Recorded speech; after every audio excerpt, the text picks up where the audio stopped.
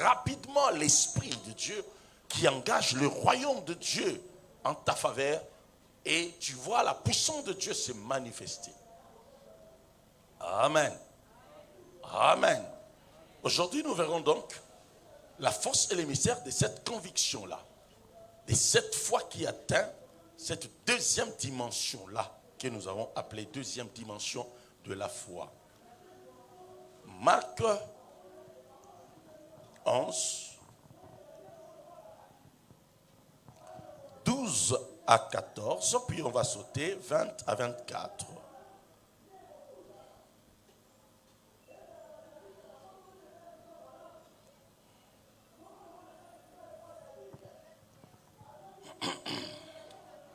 Nous lisons, le lendemain, après qu'ils firent sortir de Béthanie, Jésus eut faim.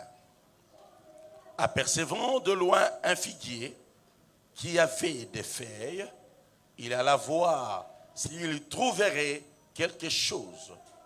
Et s'en étant approché, il ne trouva que de feuilles, car ce n'était pas la saison de figuier. Prenant alors la parole, il lui dit que jamais personne ne mange de ton fruit. Et ses disciples l'entendirent. Amen. Amen. Là, nous avons lu la première partie de notre passage. C'est merveilleux ce passage, j'aime beaucoup. On nous parle du Seigneur Jésus et ses disciples. Comme vous le savez, le Seigneur allait de ville en village pour annoncer la bonne nouvelle. Et cette fois-là, c'est en sortant de Béthanie que le Seigneur Jésus devait continuer sa route pour l'évangile. Il eut faim. La Bible dit, il eut faim. Donc il avait faim. Et il a trouvé qu'il devait manger quelque chose. Et de loin, il voit un arbre qui avait une très bonne apparence parce qu'elle avait beaucoup de feuilles. Le Seigneur s'est dit certainement, cet arbre avec beaucoup de feuilles comme cela, sûrement cet arbre va donner les fruits. Il s'approche de l'arbre, il constate que l'arbre n'avait rien que de feuilles. Il dit, oh, comment ça? Pendant que moi je faim, c'était le meilleur moment que cet arbre devait aussi servir le Seigneur. Alléluia. Alléluia. Bien-aimé, le Seigneur n'aime pas des apparences. Il n'aime pas des apparences. Il aime récolter le résultat. Alléluia. Il n'a pas aimé l'apparence de cet arbre. Puisque avoir beaucoup de feuilles, c'est-à-dire, c'est le symbole de la bonne santé. En réalité, l'arbre devait donner des fruits. Ce qu'on attend de l'arbre, c'était les fruits.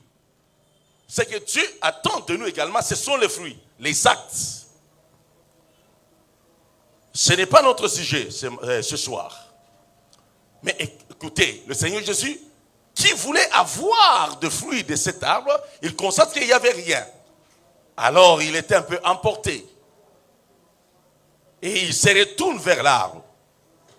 Il lui dit,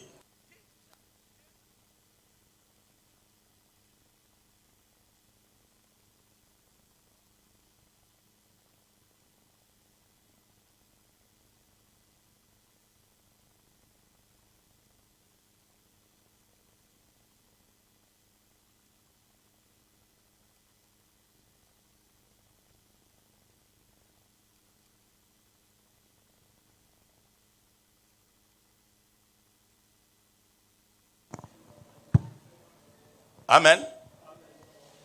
C'était tout.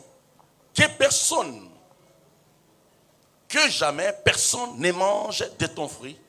Le Seigneur Jésus s'est arrêté là. Il a continué sa marche. Les disciples étaient là. La Bible dit, les disciples l'ont entendu. Ils étaient là. Oh, le Seigneur est emporté un peu parce qu'il désirait manger. Il a faim, il désirait manger les fruits. Et que cet arbre n'a pas donné de fruits. Ok, ils étaient là. Ils se sont arrêtés à écouter. Ils l'ont bien entendu. Le lendemain, la Bible dit, le lendemain, retournant par là. Et là, les disciples qui l'ont entendu parler, vont constater quelque chose. Alléluia. Écoutez, avant que je ne passe à ce qu'ils ont constaté sur l'arbre, je voudrais d'abord m'atteler un peu sur la manière et la façon dont le Seigneur Jésus a parlé. Amen. Hein? Amen. Hein?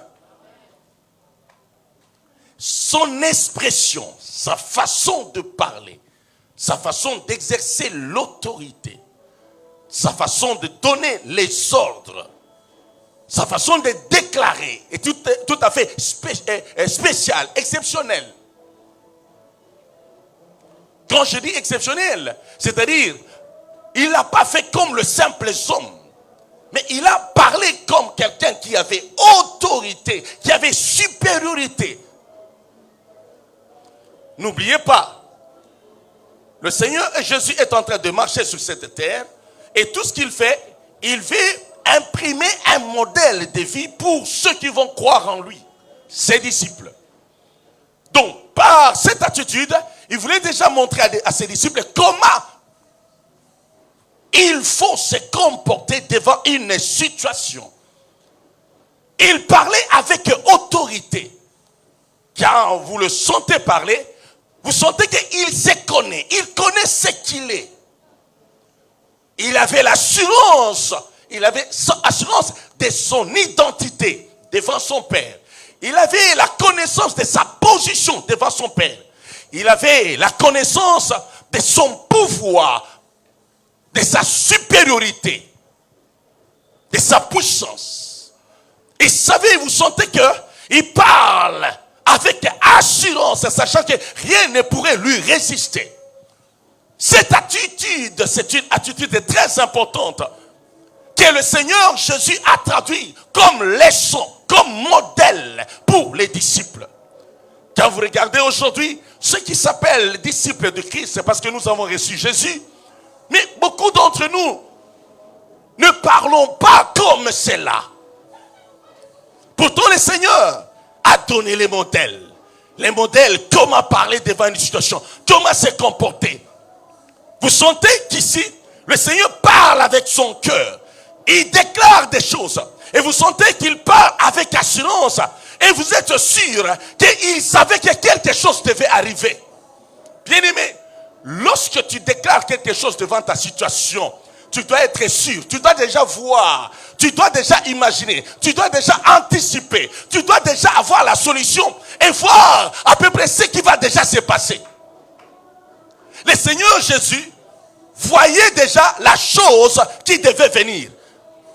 Vous allez voir lorsque nous allons poursuivre, vous comprendrez que lui voyait déjà et il savait comment les choses allaient se passer. C'est-à-dire, lui voyait déjà les conséquences et les effets de sa parole sur l'arbre.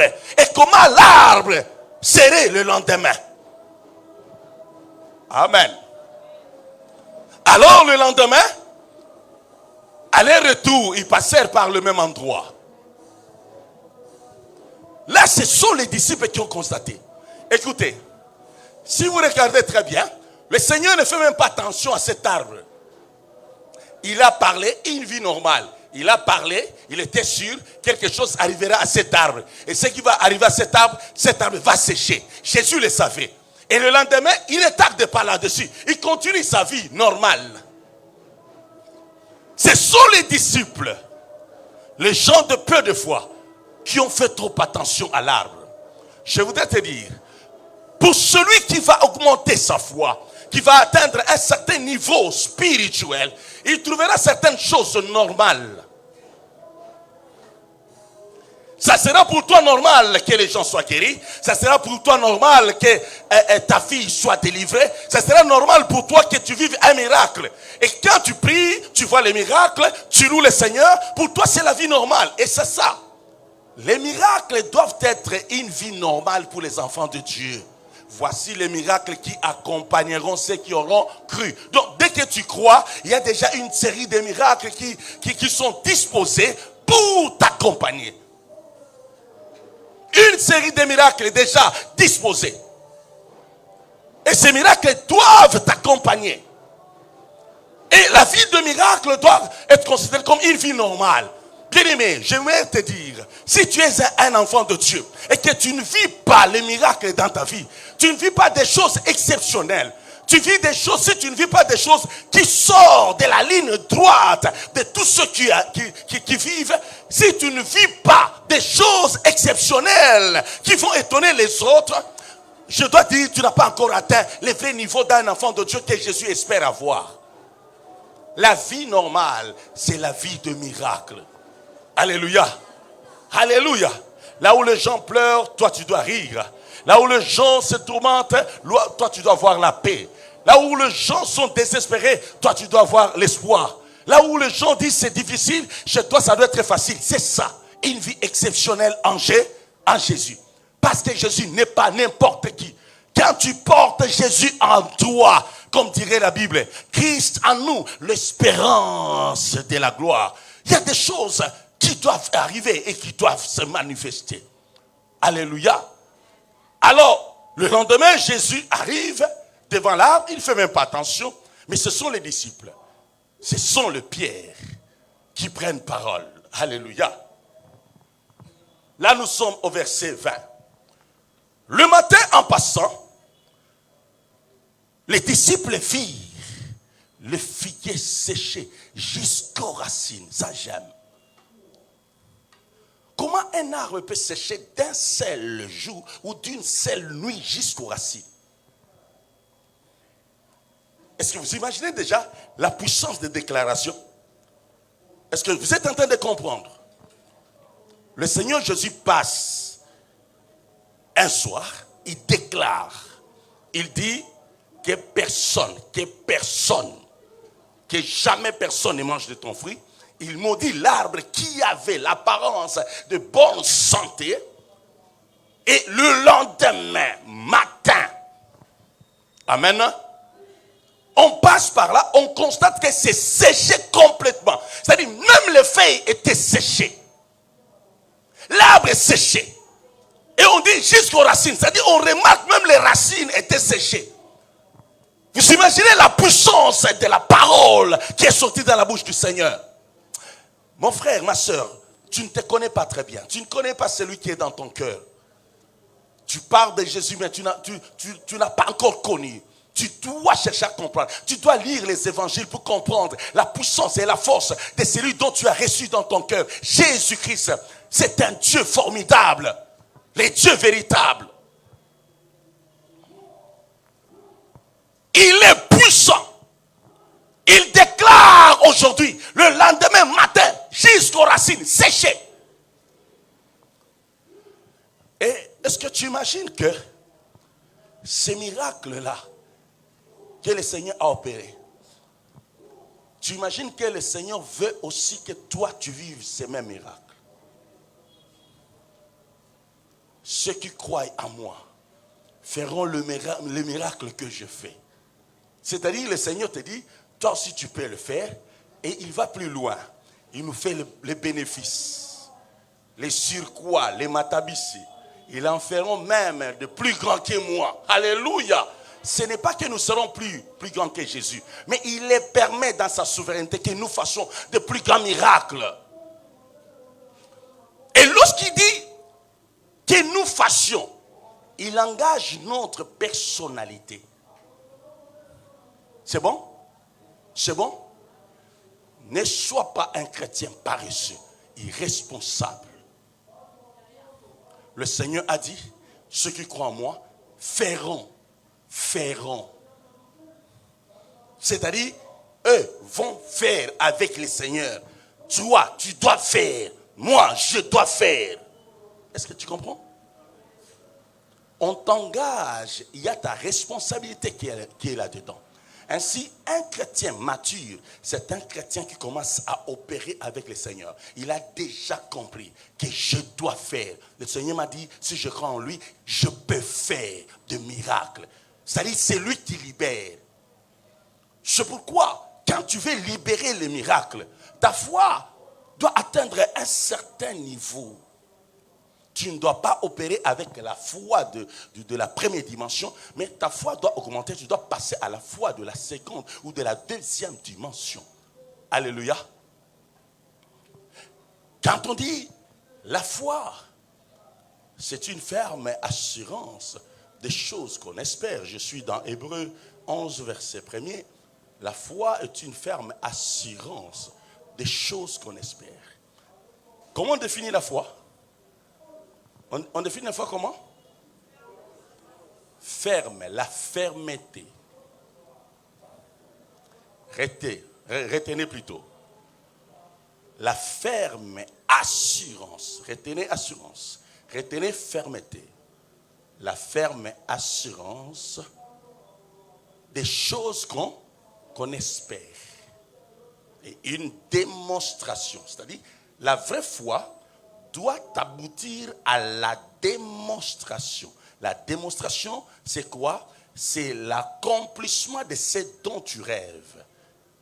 La démonstration, c'est quoi? C'est le passage de l'invisible, du simple rêve à la réalité de la chose. Lorsque tu as la réalité de la chose que tu espérais s'accomplit, se matérialise et que tu peux toucher, là, tu dois dire, j'ai connu la démonstration de ma foi. C'est bon? Donc, la vraie foi que Dieu nous demande d'avoir, c'est la foi qui nous permet d'appeler les choses à l'existence. C'est la foi qui nous permet de vivre la démonstration de ce dont nous espérons. C'est bon? C'est bon.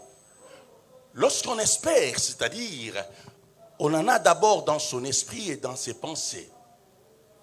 On commence par voir la chose dans son esprit, la chose dans ses pensées, et puis on demande ce qu'on est en train de voir dans son esprit, dans ses pensées, et dont on désire avoir. On demande à Dieu de faire la démonstration que cela devienne réalité. Et c'est la chose, c'est-à-dire quand on dit la foi, tu dois voir la foi. En réalité, tu dois voir la chose qui permettra que ton rêve devienne matériel. Ça va? Ça va? Donc, la foi incombe à chacun de nous une responsabilité. Tu es responsable, tu dois avoir la chose. Tu dois avoir la machine, parfois comme j'aime l'appeler, la machine de transformation des rêves à la réalité. Cette machine qui transforme les choses invisibles, les rêves, les désirs, les besoins, les souhaits, ce dont tu espères, la chose qui transforme ces choses en matériel, dans son aspect matériel, qui matérialise ces rêves-là, cette chose-là, cette puissance-là, c'est ce qu'on appelle la foi. C'est bon? C'est bon? Mais la foi, lorsqu'on dit, c'est une ferme assurance des choses qu'on espère. C'est-à-dire, ce n'est pas seulement l'espérance de la chose. Parce que la foi commence par l'espérance. Ok? Tu commences par espérer. Non seulement tu dois espérer, la vraie foi, c'est la foi qui atteint un certain niveau, qui n'est pas seulement l'espérance, mais qui devient une ferme et une assurance. Lorsque ça devient ferme et assurance, en réalité, ça se transforme en ce qu'on appelle la conviction.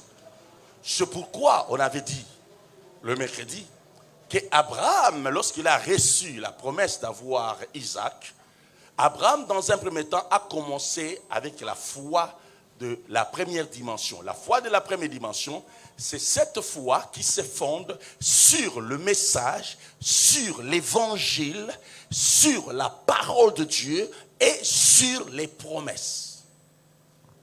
Lorsque tu poursuis ou tu pries, tu dis, Seigneur, conformément à ta parole, oui, conformément à ta promesse, je réclame cette promesse. Tu es en train de prier, mais avec une foi de la première dimension, du fait que tu crois dans la parole et dans les promesses de Dieu. Et que tu crois que Dieu va les accomplir. C'est très bien. Mais j'aimerais dire, si tu veux que les choses viennent vite, que tu accélères le processus d'accomplissement de ce dont tu veux de la part du Seigneur, si tu veux donner de la vitesse, si tu veux vite appeler ces choses à l'existence, si tu veux activer rapidement son accomplissement, il faudrait que cette foi passe à une autre dimension. Abraham l'a fait. Alléluia. Vous allez voir qu'il a prié, il a demandé, Seigneur, il croyait dans les promesses, il croyait dans les promesses, il croyait dans les promesses. Après un certain moment, il dit, il avait la conviction. En ce moment-là, ce n'était plus seulement les promesses. C'est-à-dire, la parole qu'il a entendue, les promesses que Dieu lui a données, le message qu'il a reçu de la part du Seigneur, est entré par ses oreilles. Ça, c'est la foi de la première dimension qui commence par écouter. Tu écoutes, ça entre dans ton cœur. Parce qu'écoute, tu peux écouter la parole de Dieu sans en avoir la conviction. Ok? Tu peux écouter sans en avoir la conviction. Tu as écouté, tu as compris, mais tu n'y crois pas tellement. Donc tu peux aussi écouter, tu peux aussi même garder dans ton cœur, mais sans que cela produise une conviction. Mais quand maintenant tu reçois la parole de Dieu, les promesses de Dieu, les versets de la Bible, cette combinaison-là peut faire que les paroles qui sont entrées dans ton cœur se développent et créent maintenant une conviction. C'est là où on dit, si tu crois de ton cœur, là tu commences à croire avec ton cœur. Quand tu commences à croire avec ton cœur, tu es maintenant dans la conviction. Et dans la conviction, tu n'es pas dans la simple foi.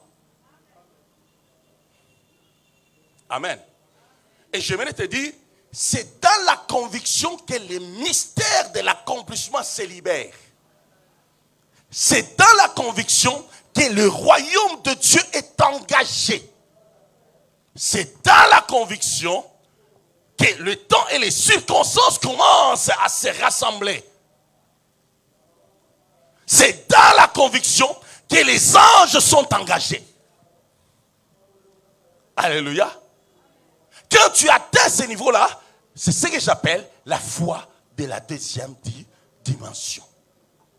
Amen. Amen. Et là, tu libères la force et le mystère de cette foi-là. Vous allez remarquer que le Seigneur Jésus recherche chez chaque chrétien cette foi-là, qui atteint ce niveau-là. Il est vrai qu'il dit, si tu as la foi comme un grain de sénévé. Amen.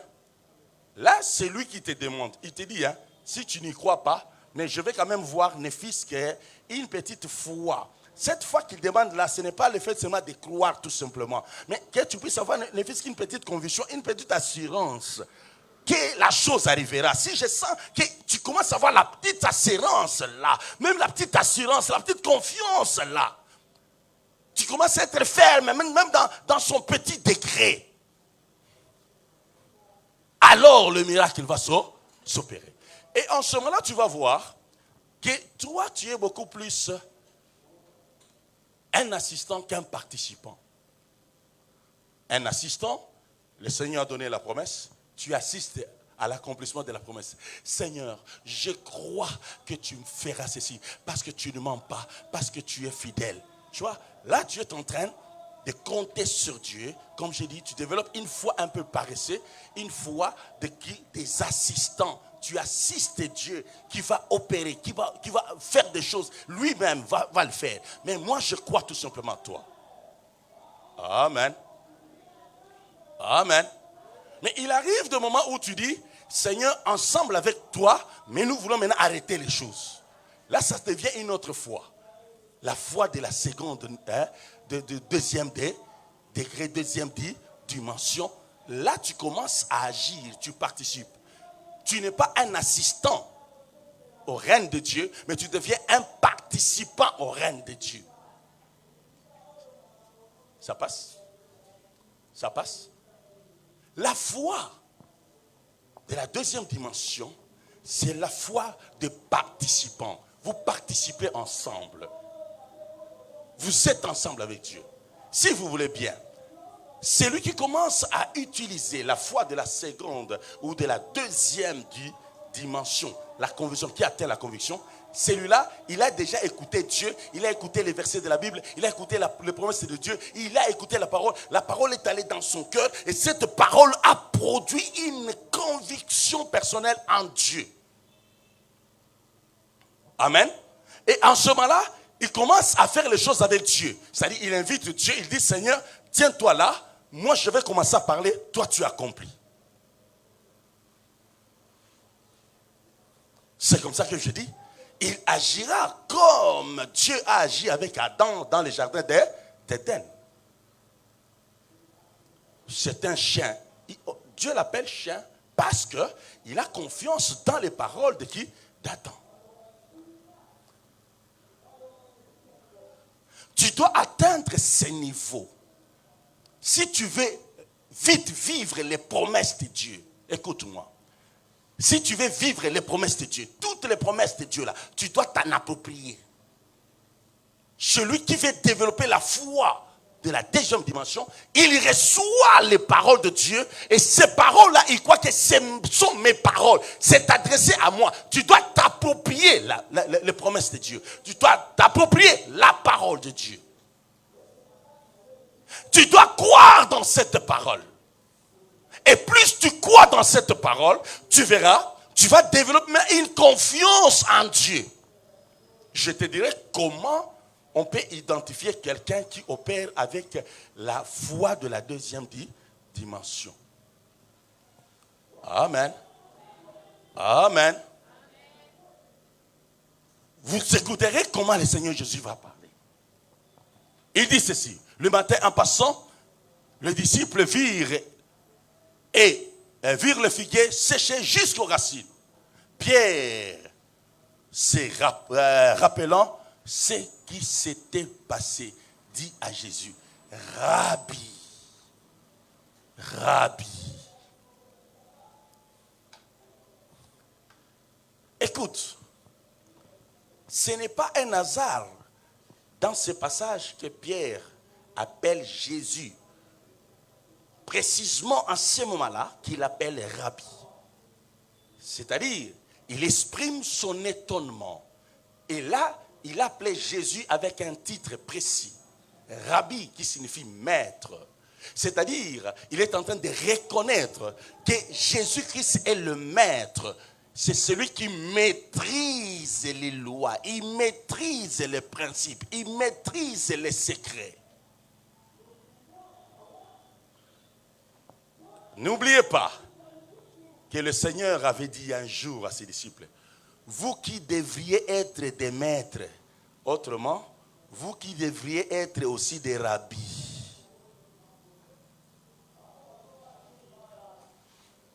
Tu dois avoir une foi qui te permet de travailler comme un maître. Tu dois opérer comme un maître. Et pour opérer comme un maître, tu dois avoir un type de foi. Un type de foi qui appelle la démonstration des choses.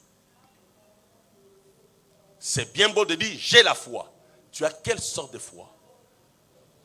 La foi de bonne qualité, c'est la foi qui appelle rapidement, alors je dis, qui appelle les choses à l'existence. La foi qui permet la démonstration de ce dont tu espères. C'est la foi qui sait mobiliser les royaumes de Dieu. C'est la foi qui sait engager le Saint-Esprit en action. C'est la foi qui sait engager les anges.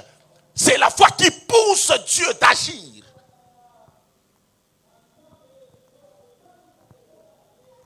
Alléluia.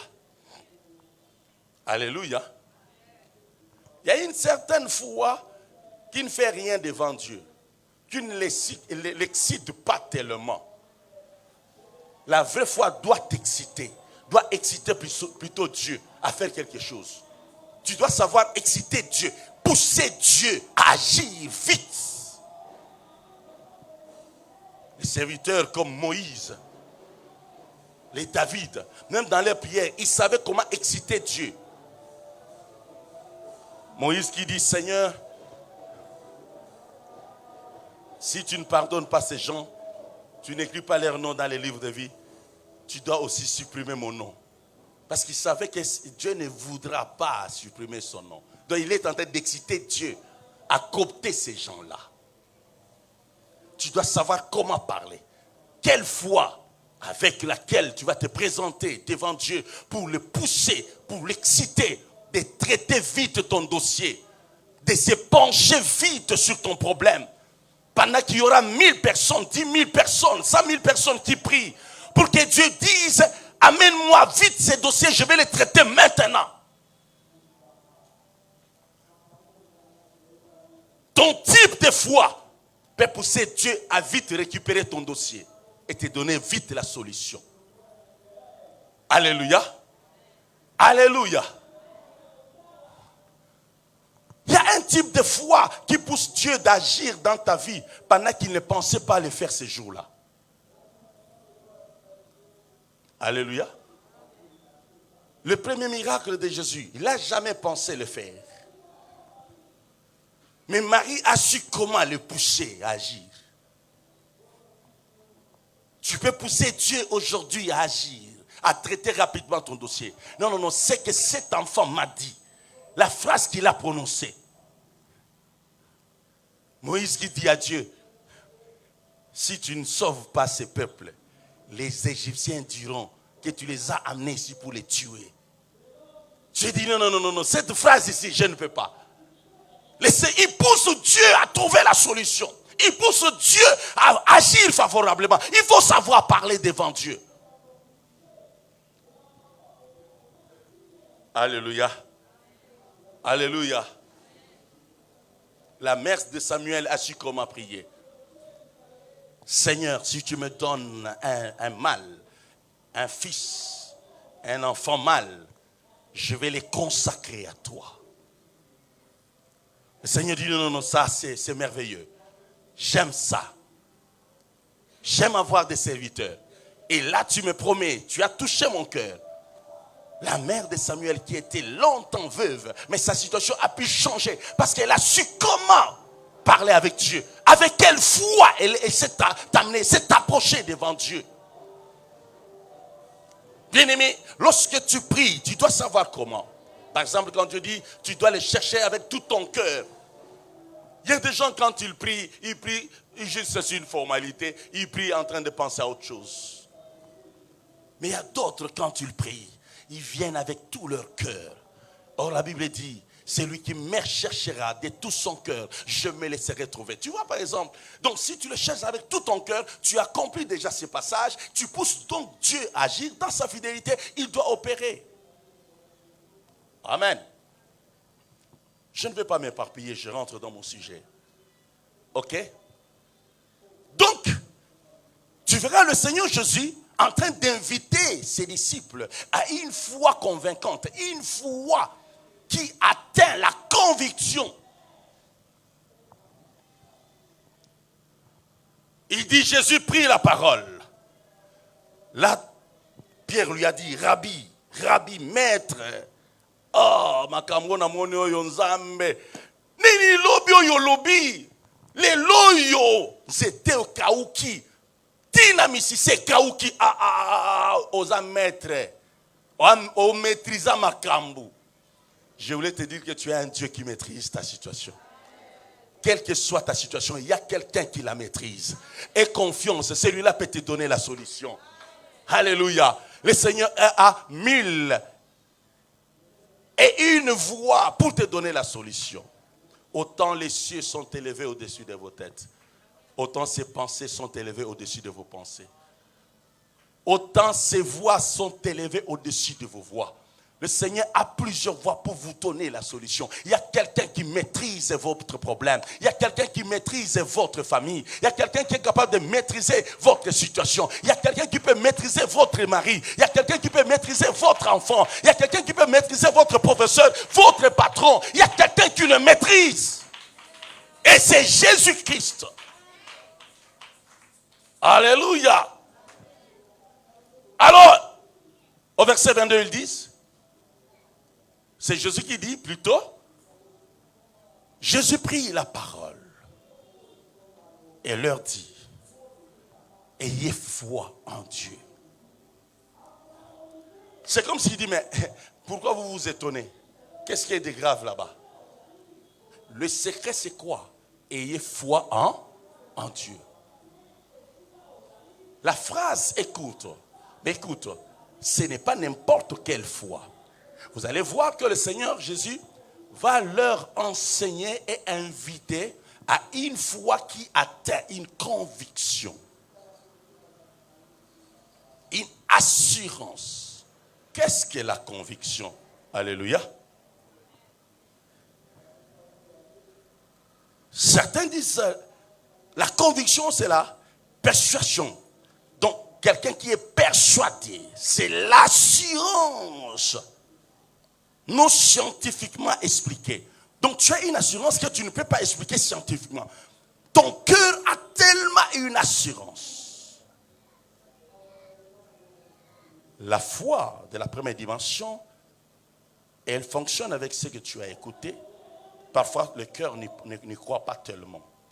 Mais quand le cœur accepte cette parole, il croit, il développe une conviction, la Bible dit, cette foi commence à monter, n'est-ce pas, de ton cœur. Ça monte et tu commences à t'exprimer. Romains 10, verset 10. Là, c'est ton cœur qui s'exprime. Et quand ton cœur commence à s'exprimer, il me semble qu'il peut te dire, te donner une assurance que scientifiquement tu n'as pas. Là où scientifiquement on dit que c'est impossible, mais ton cœur te dit non, c'est possible. Parce que ton cœur sonde par l'Esprit de Dieu, ton cœur sonde les profondeurs que toi tu ne vois pas avec les yeux. Il développe une conviction, une assurance. Et quand tu commences à agir avec cette assurance, je vais te dire les mystères que tu vas libérer. Alléluia. Là, le Seigneur Jésus dit, ayez foi en Dieu. Simplement, on dira d'abord, ayez confiance en Dieu. Non seulement cette confiance.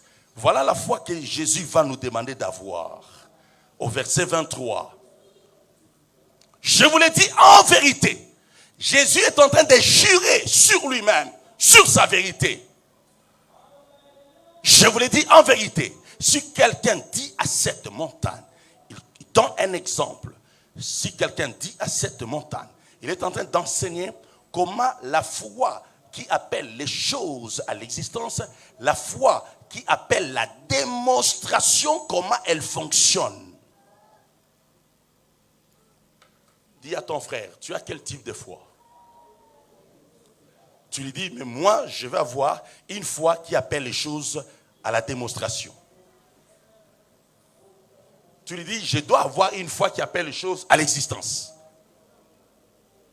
Je vais avoir une foi qui démontre, qui produit la démonstration.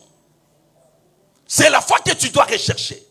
Cette foi qui produit la démonstration de ton espoir, de tes projets, de tes idées, de ton rêve. Tu dois voir cette machine, cette chose mystérieuse dans ton cœur qui appelle ces choses à la réalité. Tu dois voir cette force qui traduit les rêves, les invisibles au visible. Quand on parle de la démonstration, c'est cela. Quand les choses passent de l'invisible au visible, là tu as réussi à faire la démonstration. Et la chose qui appelle les choses à l'existence, à la démonstration, c'est la foi. Quel type de foi? On explique dans 23. Si tu dis à la montagne, ôte-toi de là et jette-toi dans la mer. Ici, on montre que c'est une foi qui parle. Ok? C'est une foi qui fait quoi? Qui parle. L'homme qui atteint la conviction parle.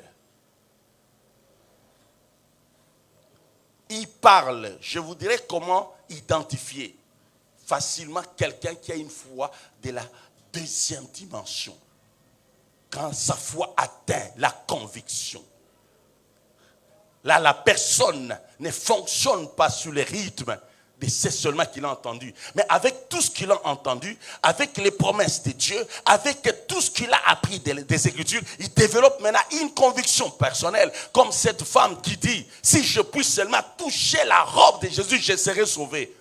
Personne ne lui avait pas dit, ne lui avait dit, personne ne lui avait dit que si tu touches la robe, tu seras guéri. Mais cette femme, sa conviction, la foi qui montait de son cœur, lui a dit, si tu touches seulement, tu seras guéri.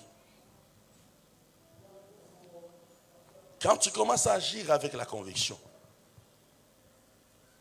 le Seigneur, l'Esprit peut te dire, bois cette eau, prie. Et après tu prends, tu seras guéri. Tu prends l'eau, tu pries et tu es guéri. Là tu commences à marcher avec la conviction divine. La conviction qui vient de la part du Seigneur. Alléluia. Alléluia.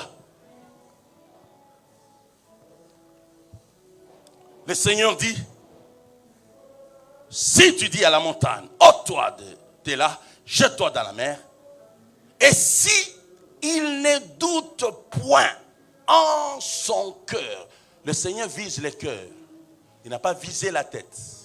Il y a des gens qui ont la foi, qui fonctionnent avec leur tête. On m'a dit que crois seulement. On m'a dit crois seulement. Tu vois, tu travailles avec cette parole et ton cerveau. On m'a dit que crois seulement. Mais là, le Seigneur fait appel à ce dont tu as entendu et qui a formé quelque chose dans ton cœur. Il fait appel à ton cœur. Sans douter dans son cœur. Sans douter dans son cœur. Pourquoi sans douter dans son cœur? Parce que le cœur doit croire. Nous avons vu que lorsqu'Abraham a eu la conviction, c'est son cœur qui lui avait dit. Il a eu la conviction, avec toutes les promesses que Dieu m'a données, avec les visions que Dieu m'a données, avec tout ce qu'il m'a déclaré, je sais que Dieu va me donner cet enfant. Lorsqu'il a commencé à agir avec la conviction, je vous dis, les choses sont allées vite et Isaac était venu. Alléluia. Alléluia. Mais qui croit dans son cœur, sans douter, sans douter. Donc, lorsque tu as la conviction, je te pose la question. Quelqu'un qui a la conviction, est-ce qu'il y a la présence du doute? La conviction annule le doute. La conviction élimine le doute. La conviction a un langage. Celui qui a la conviction, il te dira, je sens, je vois que, je sens que. La conviction a des yeux. La conviction sent. La conviction a des yeux et voit et sent les choses et de manière plus proche. Est-ce que vous comprenez cela? La conviction, mais comment? Mais non, je sais que c'est comme ça. Il te dit, je sais que c'est comme ça. Il te dit, non, je vois que c'est comme ça. Je sens que c'est comme ça. Quand quelqu'un commence à te dire, je sens que c'est comme ça, tu verras quand tu as la conviction, tu peux facilement contredire quelqu'un. Même s'il est le spécialiste du domaine, quand tu as la conviction, tu peux le contredire. Le médecin dit ceci, tu dis non, moi j'aurai mon fils. Non, c'est déjà fini. Non, moi je vais avoir mes enfants. La conviction te dira, même s'il est spécialiste, même s'il est ceci, même s'il est cela, mais moi je crois, moi je sens. La conviction, elle sent la chose. Ok? Écoutez, la conviction sent l'existence invisible de la chose. Est-ce que vous comprenez? La conviction voit l'existence de la chose de manière immatérielle. La conviction voit la chose. La conviction sent la chose. La conviction sent que tu as déjà la chose. La conviction sent que la chose est plus proche qu'avant. La conviction sent que c'est là.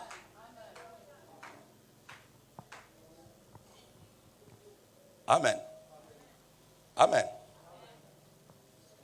Écoute, prie Dieu pour qu'il t'amène dans cette dimension où tu sens que bientôt la chose est là.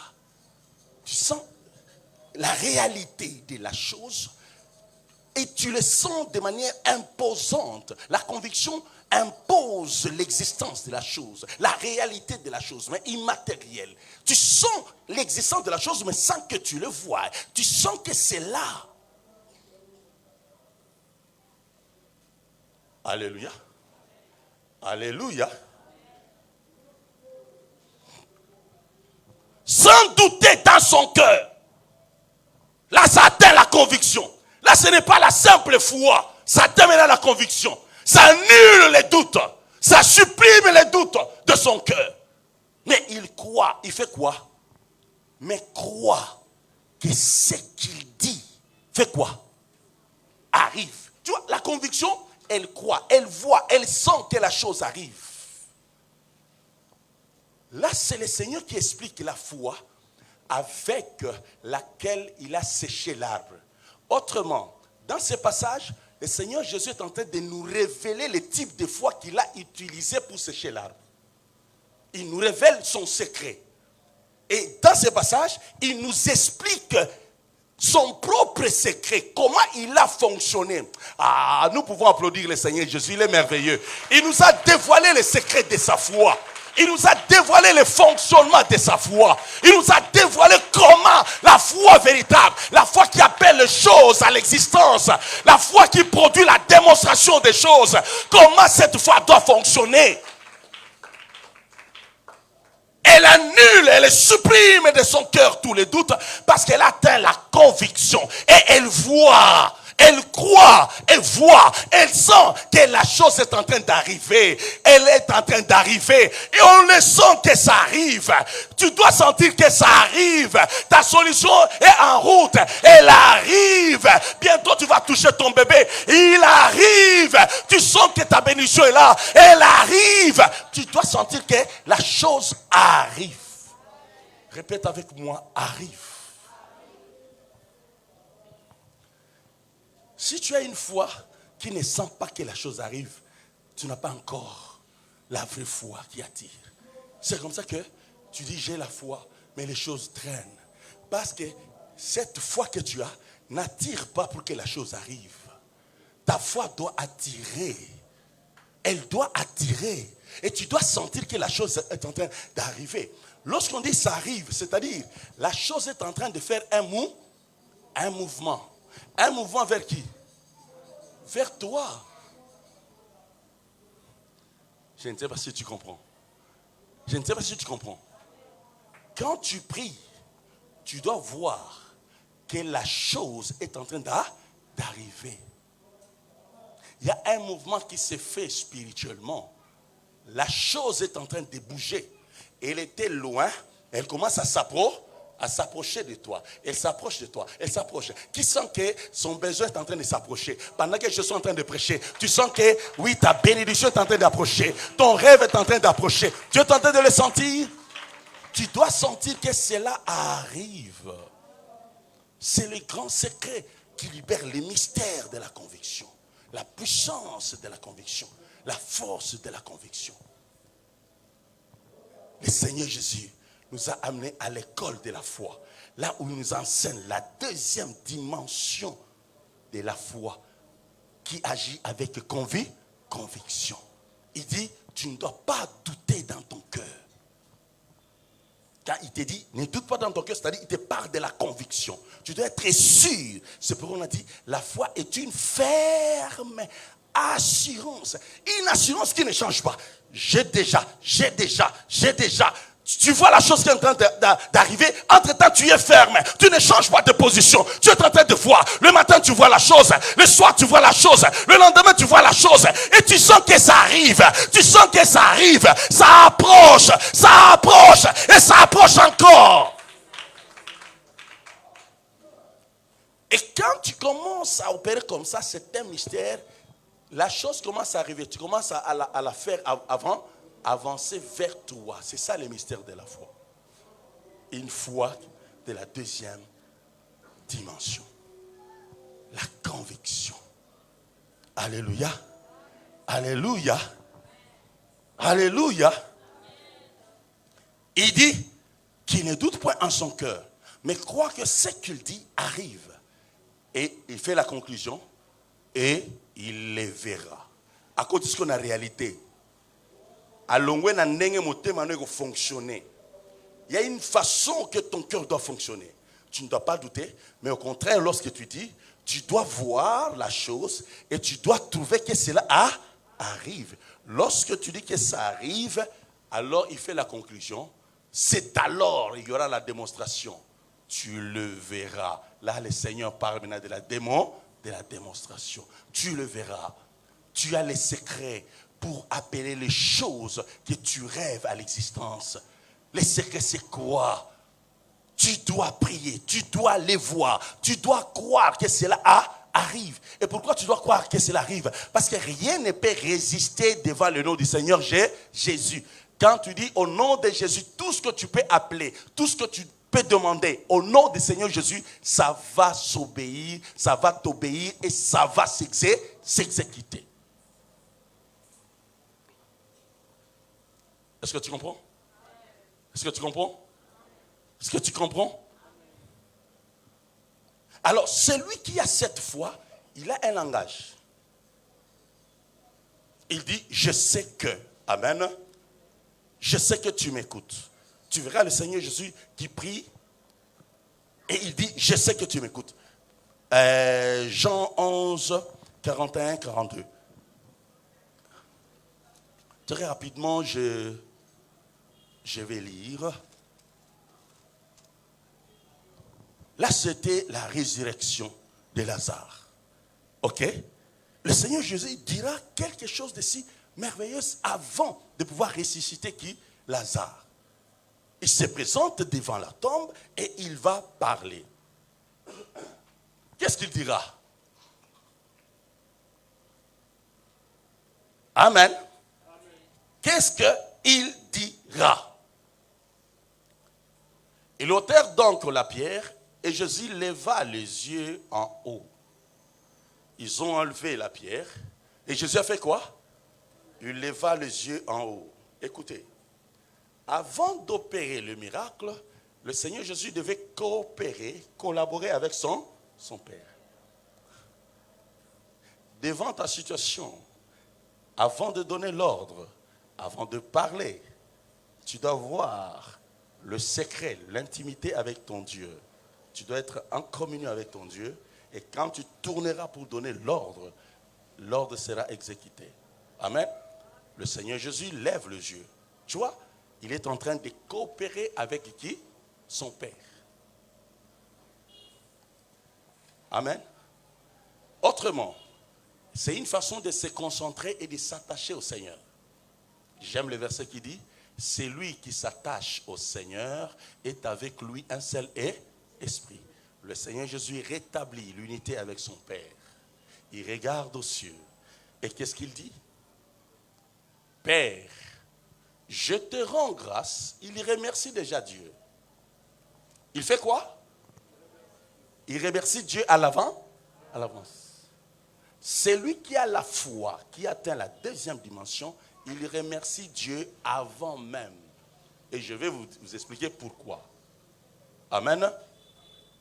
Amen. Il remercie déjà Dieu. Il a confiance en Dieu. Vous verrez, le Seigneur Jésus n'a pas de doute. Il parle avec assurance.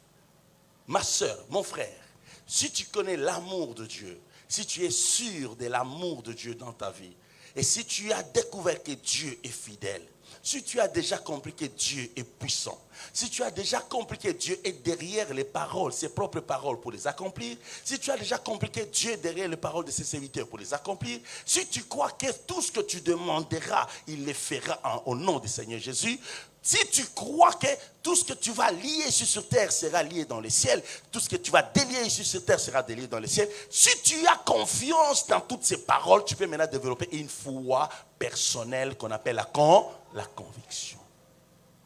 La conviction se fonde sur la parole de Dieu et se développe et devient une propre foi. C'est là où maintenant on parlera de ta foi. Ta foi provient de la foi. La foi, c'est général.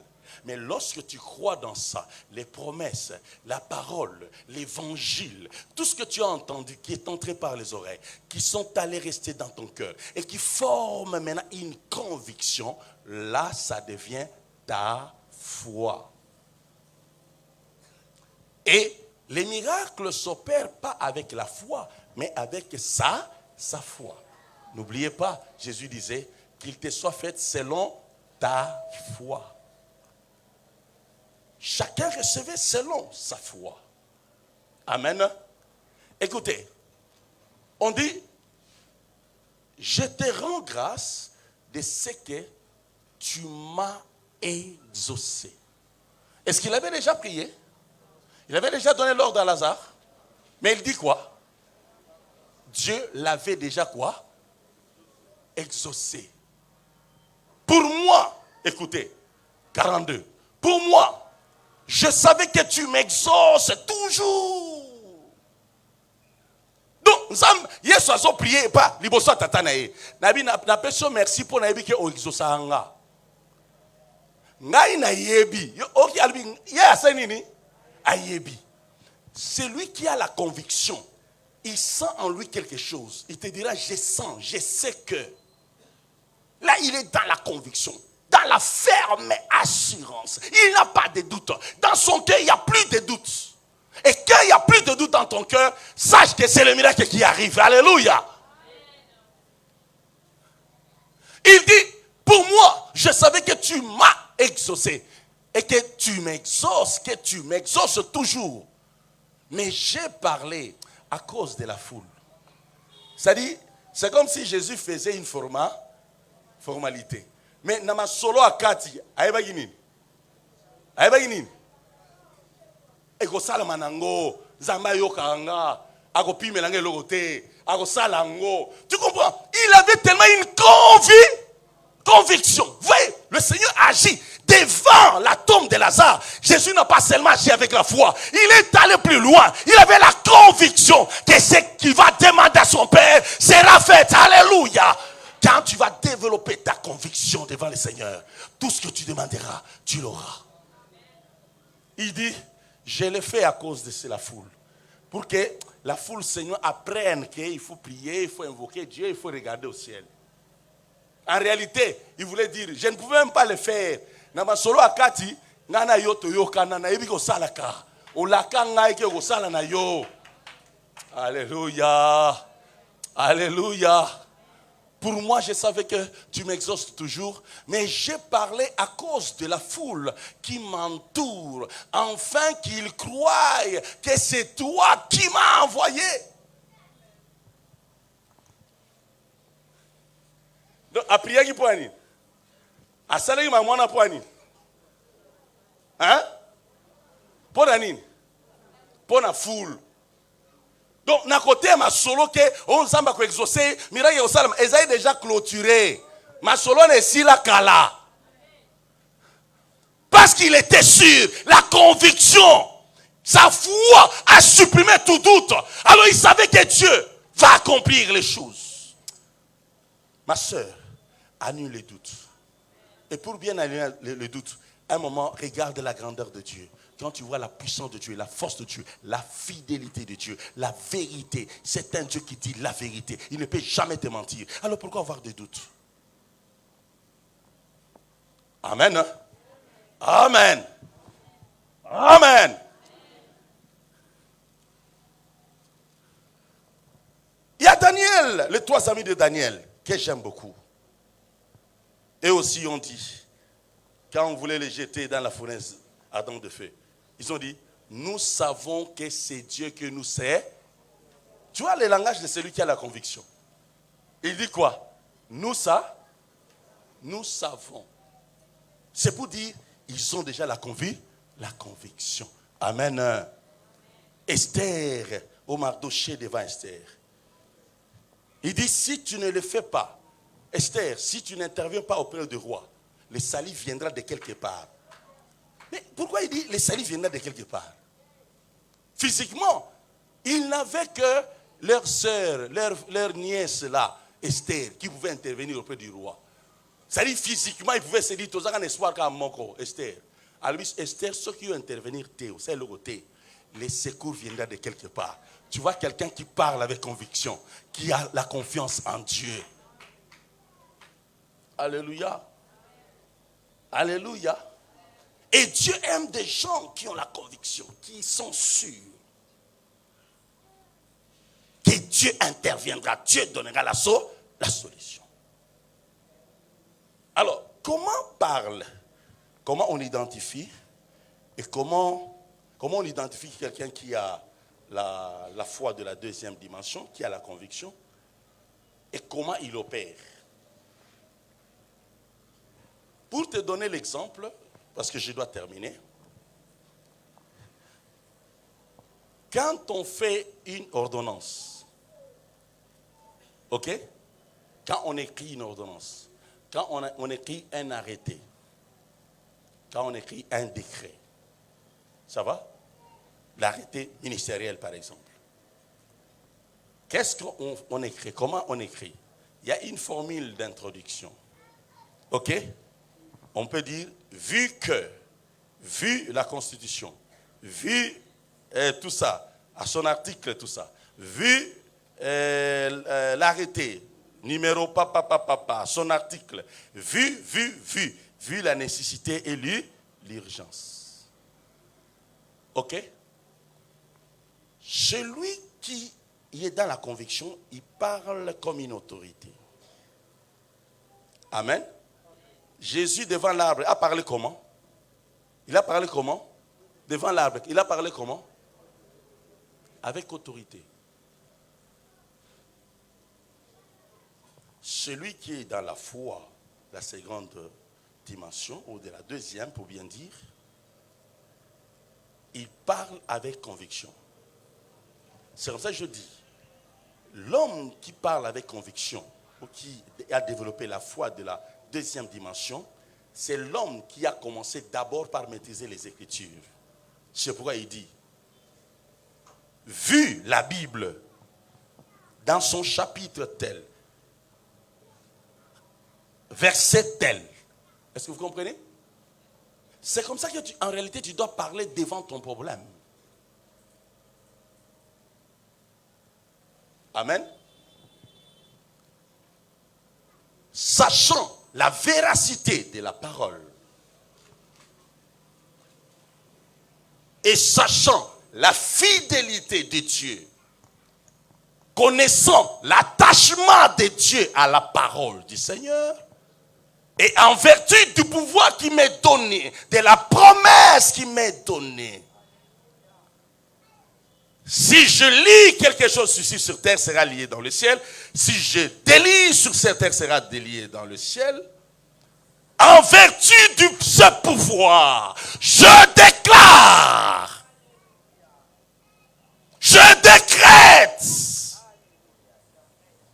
Alléluia. J'arrête. J'établis. Est-ce que tu comprends? Là, tu es en train de parler comme l'homme qui a la foi de la seconde, de la deuxième dimension. C'est comme ça que Jésus a parlé à l'arbre. Il a regardé l'arbre. Il a commencé à décréter.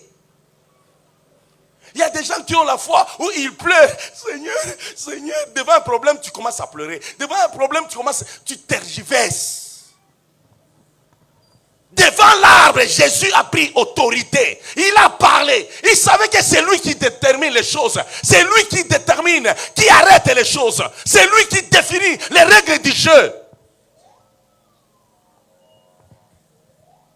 Alléluia. Alléluia.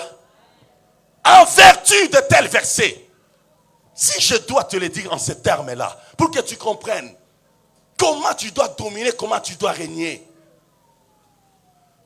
Et pour cela, quelqu'un qui parle comme ça, il connaît déjà. Dieu est fidèle. Dieu est vérité. Dieu est tout puissant. Dieu m'a donné telle promesse. Dieu.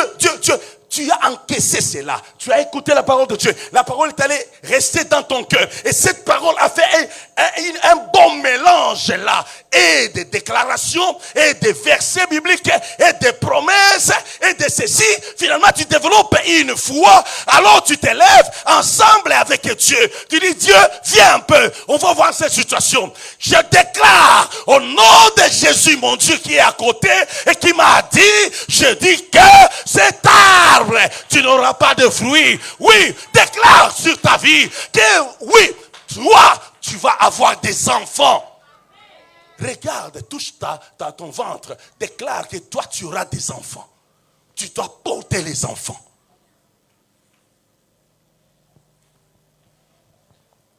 Touche ta table où tu vends.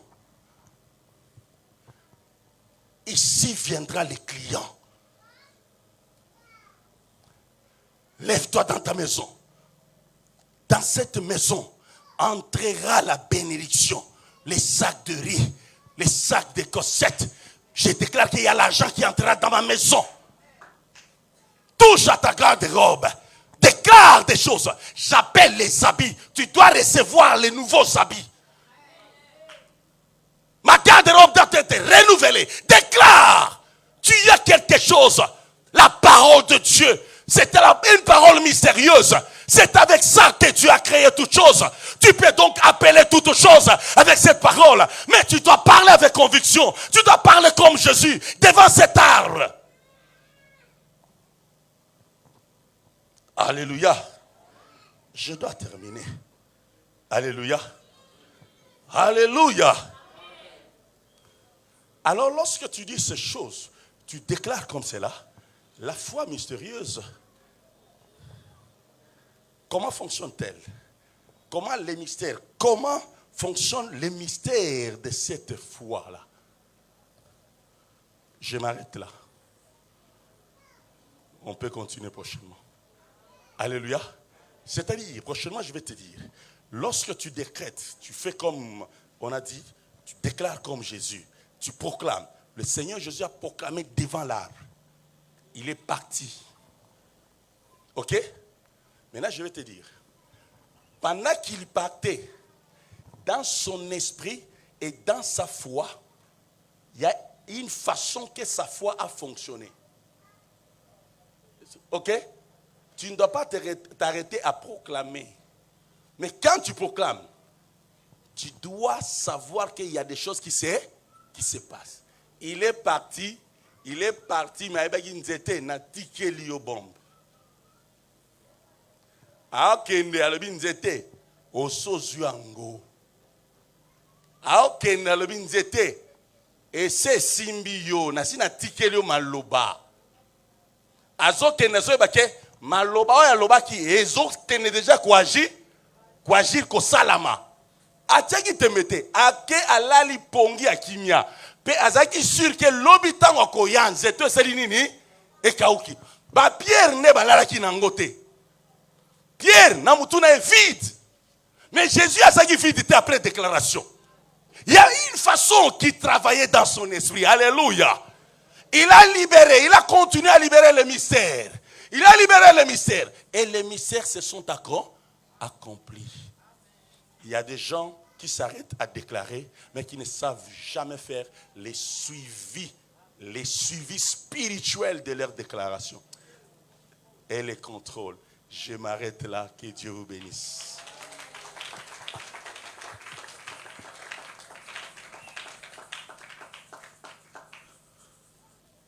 Prie, lève-toi, dis quelque chose à Dieu.